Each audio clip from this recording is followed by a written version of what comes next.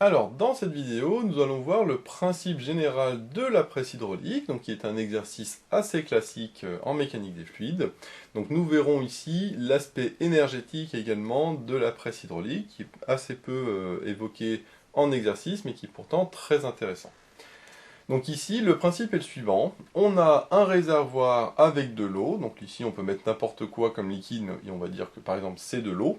On a ici une séparation qui est inamovible, qui ne bouge pas. Et d'un côté, on a un plateau S1 et un autre plateau de l'autre côté S2. Et comme on le voit, le S1 est plus petit que le S2. Nous, ce qu'on fait, c'est qu'on applique une force F1 sur le plateau S1, ce qui va avoir pour effet de pousser l'eau, et donc l'eau à son tour va pousser ici le plateau S2 vers le haut, et donc ça va créer une force F2 verticale vers le haut. Et le but, c'est de trouver la relation entre le F1, le F2, le S1 et le S2. Ensuite, on verra concrètement à quoi ça sert avec deux masses différentes que l'on met de chaque côté sur chaque plateau. Et enfin, nous verrons l'aspect énergétique du problème. Alors, la question c'est comment trouver déjà la relation entre le F1, le F2, le S1 et le S2.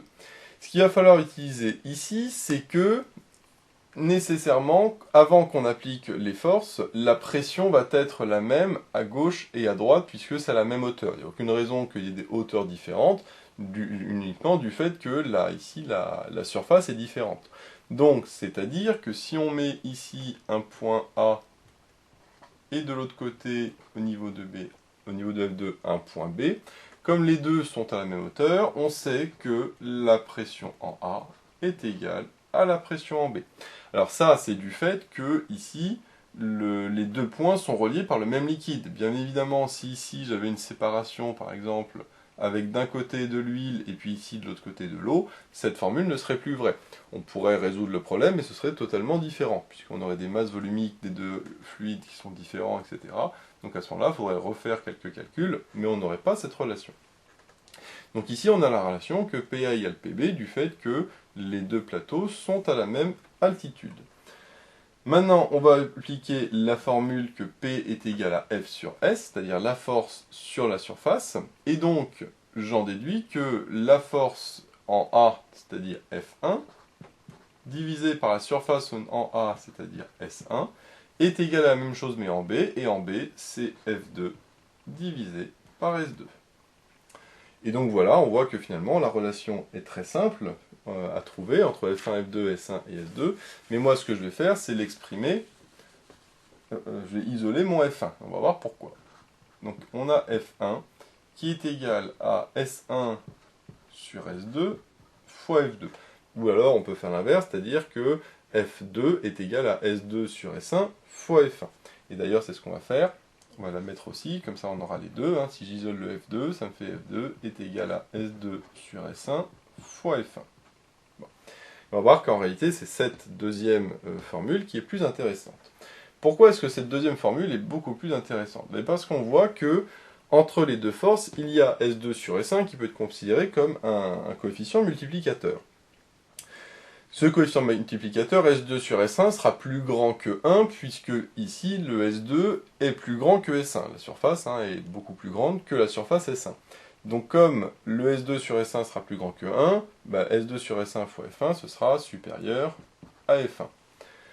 Or moi, comme j'applique une force F1 d'un côté, eh bien j'aurai de l'autre côté une force F2 qui sera supérieure à F1. Bien sûr, est-ce que ce sera très supérieur ou pas? Tout dépend du rapport de S2 sur S1. Mais l'intérêt, c'est que ici, c'est un rapport de surface et non pas un rapport de distance, ce qui va mettre au carré les rapports. Parce que si on suppose, par exemple, que les surfaces sont des cercles, on peut supposer que ce sont des cercles, des disques plutôt, de rayons R2 et R1.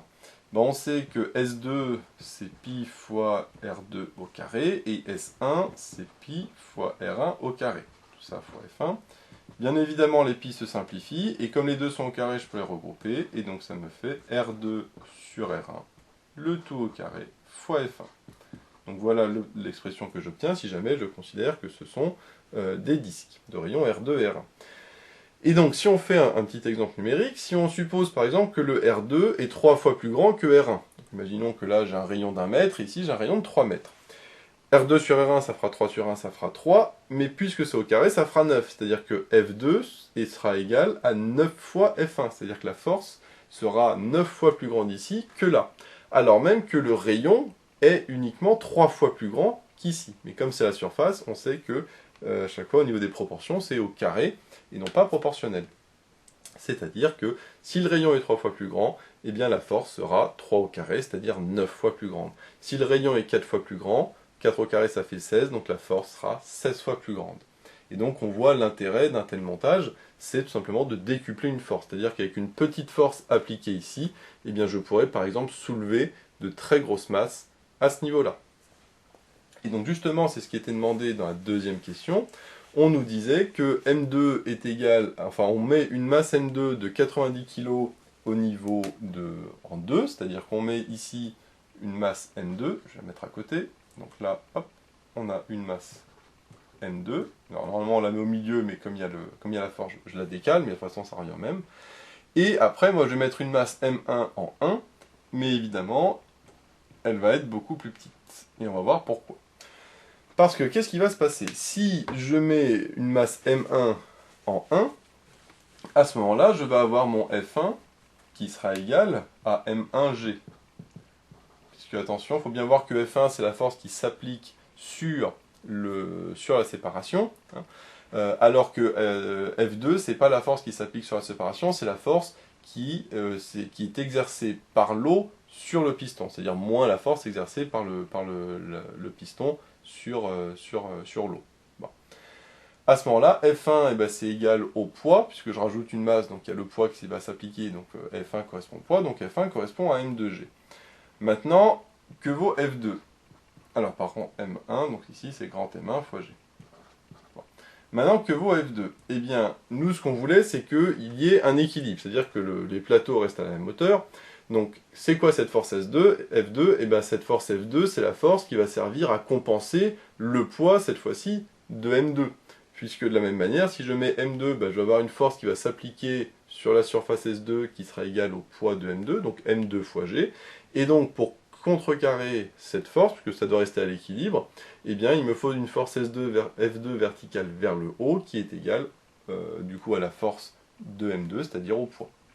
Donc F2 finalement est égal, en termes de normes bien sûr, à M2G, puisque ici j'ai le poids, ici P2, hein, et donc si je fais bien évidemment l'isolation, si je fais le PFD de la surface S2, eh bien j'ai masse fois accélération, c'est-à-dire vecteur nul, est égal à la somme des forces, c'est-à-dire la force de l'eau sur la surface, c'est-à-dire F2, et la force de M2 sur la surface, c'est-à-dire P2. Et donc, par équilibre, j'en déduis que P2 et F2 ont même norme, ils sont opposés, enfin de sens contraire, mais même direction. Et donc, j'ai F2 qui est égal au poids en termes de norme, c'est-à-dire à M2G.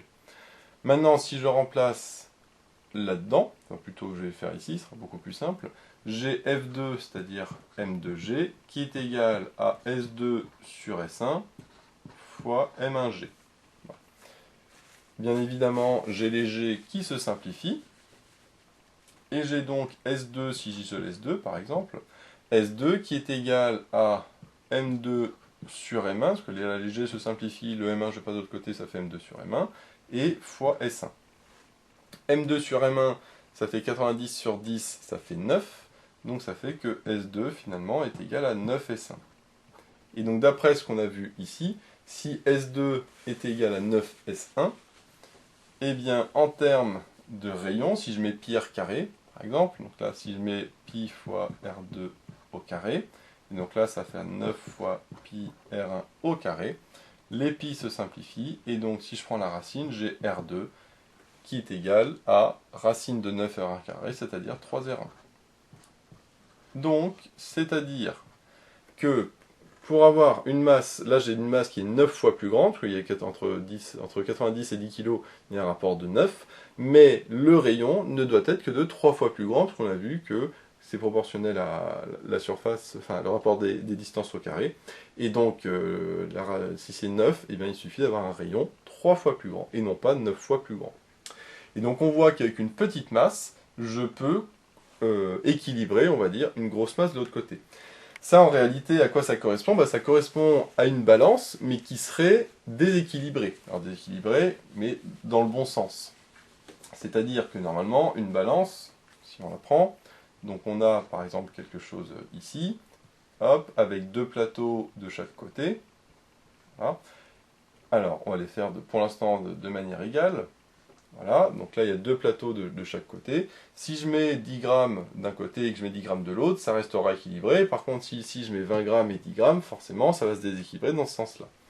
Bon, ben on voit qu'ici, c'est un peu le même principe, sauf que là il y a de l'eau entre les deux, mais c'est exactement le pareil.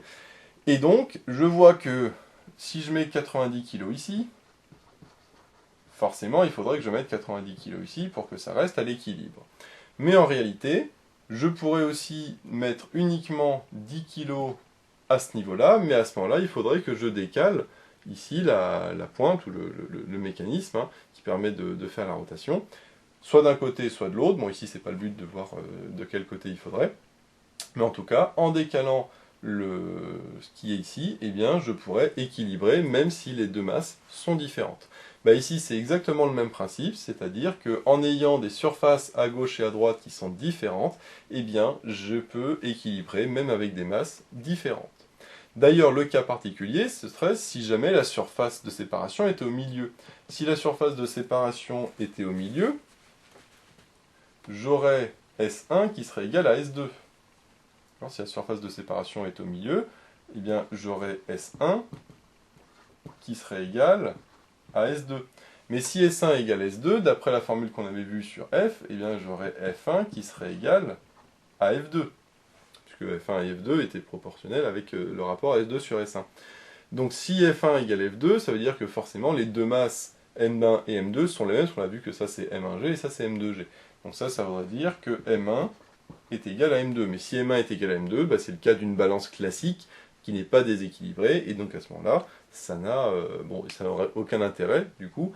En tout cas, pas d'intérêt ici. Ici, l'intérêt, c'est justement de décupler la force. Si, bien évidemment, la séparation est au milieu, bah, ça décuple rien du tout, puisqu'on voit que ça revient à faire une balance classique avec de l'eau. Bon. Ça peut avoir un intérêt, mais en tout cas, pas dans le cas qui nous intéresse ici.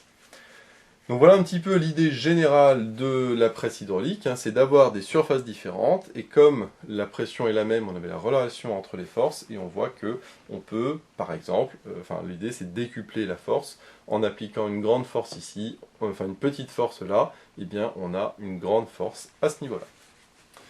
Maintenant, qu'en est-il de l'aspect énergétique? Parce qu'on se dit, bah tiens, si la force est plus importante, si en mettant une petite force, ça fait une plus grande force, ça veut dire qu'il y a plus d'énergie de l'autre côté qui va apparaître. Parce que là, en mettant 10 kg, j'arrive à soulever, entre guillemets, une charge de 90 kg, donc nécessairement, il y a peut-être de l'énergie qui va être créée.